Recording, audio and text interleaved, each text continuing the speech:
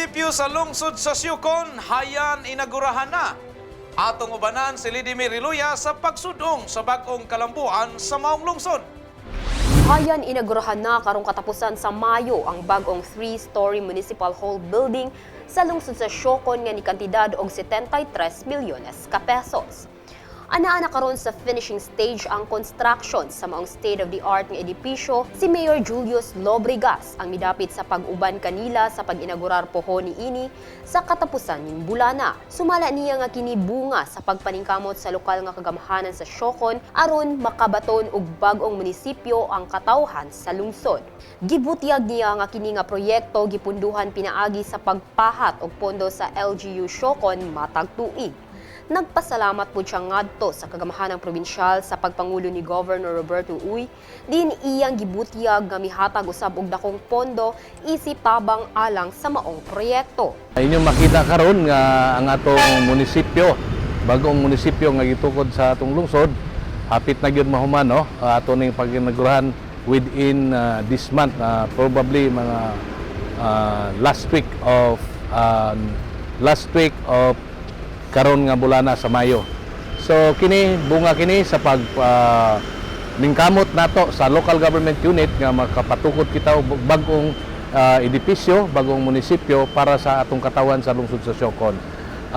Kini ang pondo gikan sa local government nga nag-allocate lang ta kada tuig no, 10 million, 8 million. So akong giawhag nga within the last week of this month na May, imbatiran ta mo sa pag-inaugurar nato sa atong munisipyo.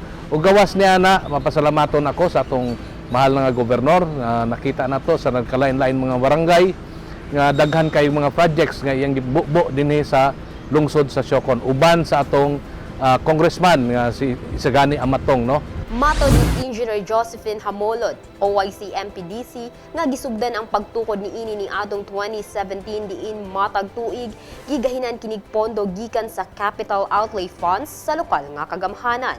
Sa tuig 2017 migahin og 8 million pesos ang LGU Siucon, laing 8 million pesos sa 2018.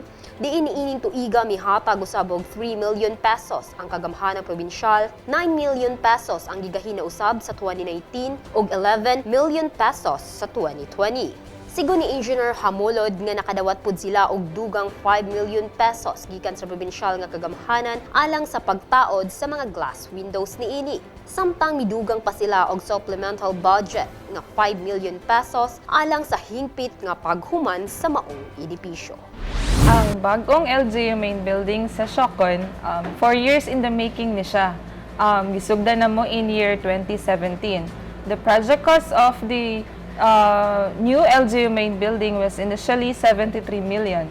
But unfortunately, with financially constrained ang among LGU, we allocated only 8 million in 2017. And then in 2018, nag-allocate na po another 8 million pesos gikan ni sa among Capital Outlay General Fund.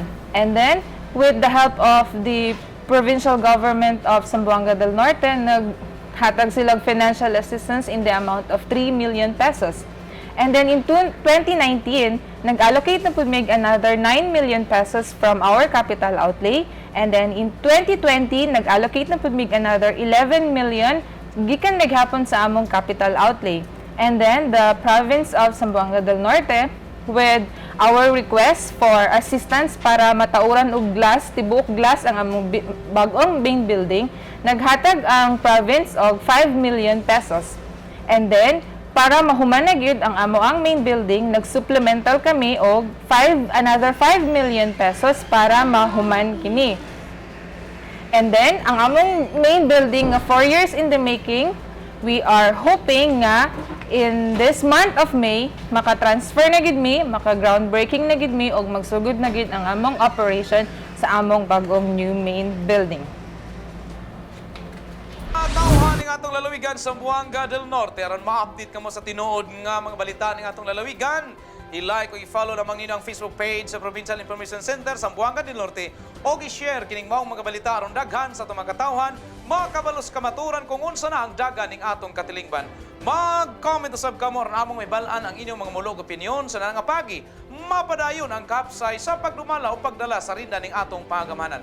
Hangtod sa sinihigan kini si Chris po nga magatod kaninyo sa tinuod nga mabalita. Para sa GNPNN ang dapig sa kamaturan, duyok sa kalambuan.